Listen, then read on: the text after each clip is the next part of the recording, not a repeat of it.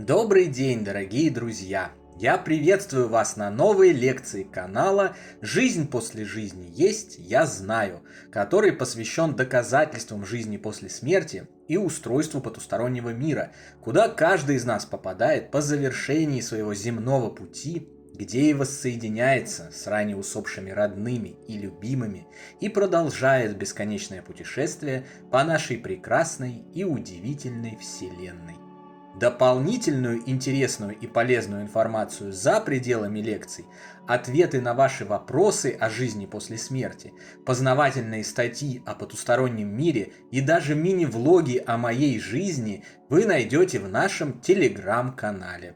Ссылка на него в описании видео и на экране. Добро пожаловать! Сегодня мы разберем причины, по которым не все оставшиеся жить на Земле получают знаки и послания с того света от своих умерших родных и любимых. Научимся правильному восприятию этой неприятности, а также узнаем, как повысить вероятность успешного установления связи с загробным миром. В предыдущих лекциях мы уже разобрали несколько страхов касаемо потустороннего существования после смерти, в которые люди загоняют себя сами, и убедились в том, что по большей части они являются абсолютно надуманными и не соответствующими действительности. Еще одно сильное беспокойство, а вместе с ним тревога и заблуждение живущих относительно связи с потусторонним миром и нашими усопшими родными и любимыми, уже переехавшими туда, состоит в том, что не все получают знаки, сигналы и послания от них с того света. Данный факт живущими, как уже упоминалось в предыдущей лекции, как обычно трактуется исходя из самых худших предположений. Оставшийся жить на земле человек считает, что умерший, попав на тот свет, забыл или разлюбил, пропал без вести, был раскодирован жестоким богом или каким-нибудь архангелом, попал в ад или не выжил после смерти тела, что в свою очередь приводит к усилению горя и отчаяния, мешает нормально жить и употреблять земное воплощение в соответствии с важными целями и задачами. Причин, по которым не все получают утешительные послания от любимых из потустороннего мира, несколько. Усредненная статистика говорит о том, что только примерно половине людей доступна коммуникация с потусторонним миром. Часть из этой половины осознает происходящие с ними контакты. Часть даже не понимает, что получает смски с того света от своих родных и близких. Это и есть первая причина. Вы вполне можете быть адресатами послания от своих горячо любимых усопших близких, но просто не видите их, так как, живя в материальном мире, не привыкли к так называемым чудесам, к разряду которых, безусловно, и относится потусторонняя коммуникация. Все вокруг десятилетиями, начиная с самого детства, убеждали вас в том, что все будет плохо, что вы не заслуживаете ничего хорошего, что вы виновны в том или этом, что волшебство – это выдумка, что оно невозможно. Вот сознание и закрылось от него, как и вообще от всего хорошего, результатом чего и стали несбывшиеся желания, надежды, мечты и в целом не вполне радужное существование. Ведь сознание определяет все, в том числе и присутствие чудес в вашей жизни. И если вернуть осознание факта, что чудеса не только возможны, но и доступны каждому, и более того, каждый их заслуживает, они немедленно начнут происходить. Коммуникация с загробным миром не исключение. Вы творцы своей реальности. Ваше сознание творит и воплощает ваши мысли, неважно, где это происходит. В материальном мире, где это чуть тяжелее, или в духовном, где это легче. Если помнить об этом и жить уверенностью этим, все время жить в соответствии с этим фактом, ничего невозможного для вас не останется.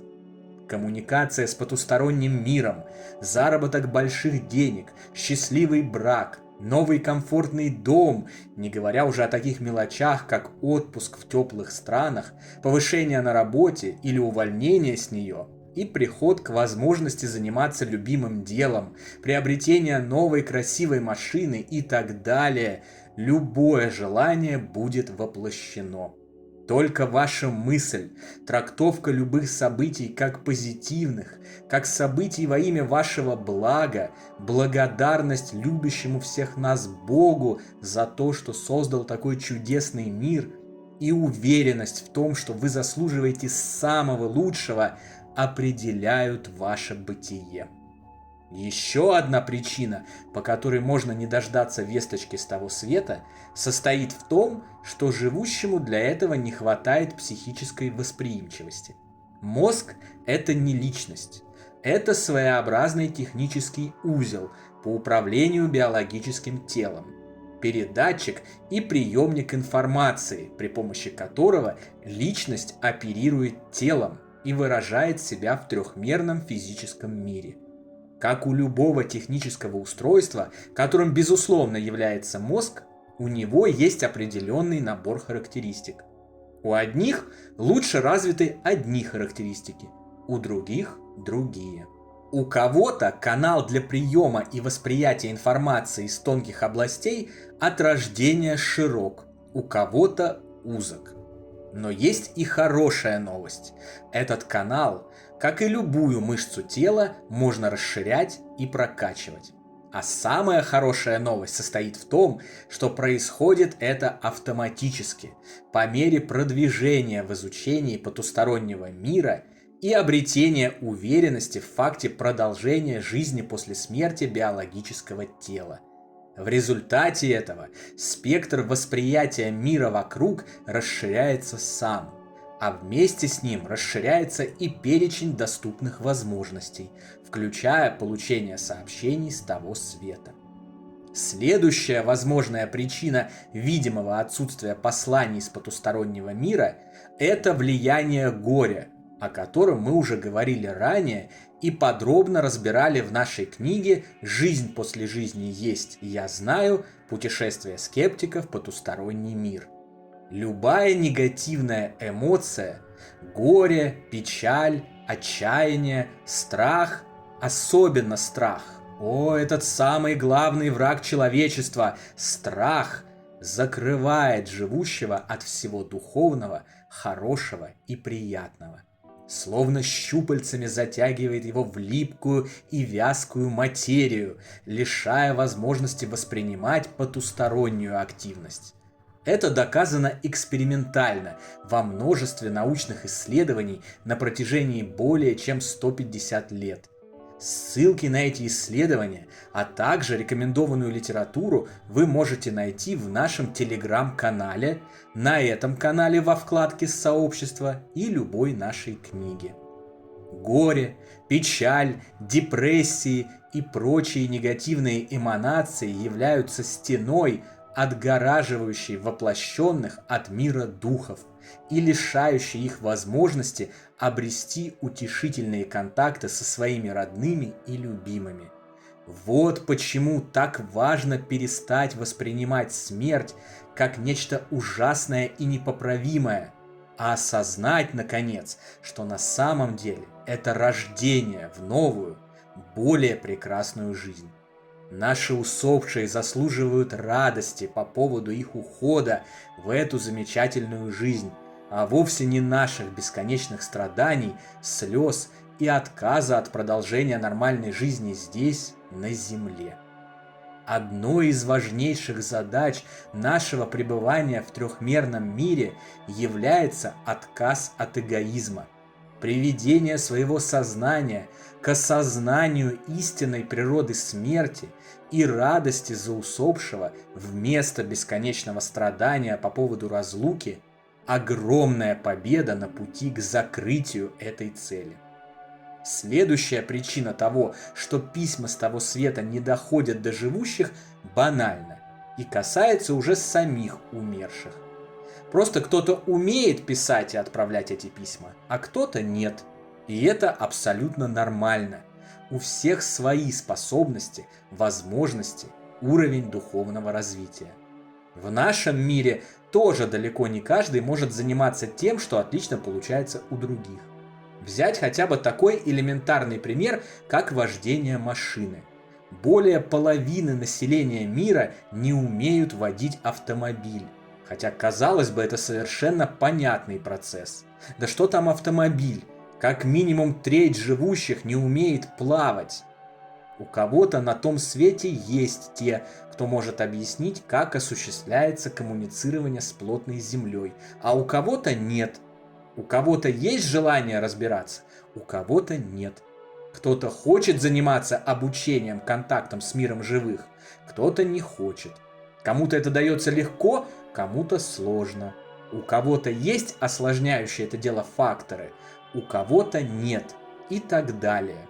Учитывая, что на той стороне уже достоверно знают о том, что никто на самом деле не умирает, а воссоединение с родными и близкими неизбежно, нужно только немного подождать. Нет ничего удивительного в том, что мертвые спокойно относятся к невозможности или неудобству установления контактов с земным миром и со временем перестают беспокоиться об этом, что и выражается в отсутствии весточек для живущих. Нет и ладно, все равно скоро встретимся. Согласитесь, так мыслили бы и мы, попади мы туда первыми. Пятая причина, по которой воплощенные могут не получать посланий из загробного мира, еще банальнее предыдущей, но вместе с тем вполне логично. Мертвые заняты. Представьте, вы вышли из неудобной, холодной и сырой пыточной клетушки, в которой провели несколько десятилетий. Вышли в великолепный, огромный, прекрасный город с бриллиантовыми дворцами, домами гениальной архитектуры, разгуливающими по улицам волшебниками и волшебницами. Повсюду звучит музыка, бережно ласкающая слух. Растут невероятно красивые цветы и деревья. Там и тут раскинулись невиданные по красоте сады. Вам предлагается поселиться в любом из понравившихся дворцов, заняться любой желанной и любимой деятельностью, увидеться с находящимися тут же друзьями, родными и близкими и еще миллион различных видов активности и деятельности. Станете ли вы сосредотачиваться на неочевидном и сложном процессе доставки посланий жителям другого мира без гарантии их получения, если и так уже знаете, что время пробежит очень быстро и вы с ними встретитесь в этом прекрасном городе? Многие не станут. И давайте честно, правильно сделают. Наши печали, горе и отчаяние – это наши проблемы, которые необходимо преодолеть в первую очередь нам самим и трансформировать их в энергию созидания. Никто не обязан становиться жертвой этих печалей и отказывать себе в новой, бесконечно замечательной жизни. Особенно те, кого мы так любим. Наша первостепенная задача – помочь им и еще больше улучшить их новую жизнь вместо того, чтобы осложнять ее. Если вы получаете послания и знаки от своих усопших родных и любимых, порадуйтесь, поблагодарите их и Бога за такую чудесную возможность. Поделитесь утешительными знаниями с другими, с теми, кто в этом нуждается. И если же письма с того света не доходят до вас, не страшно. Не огорчайтесь и помните, на то есть определенные причины.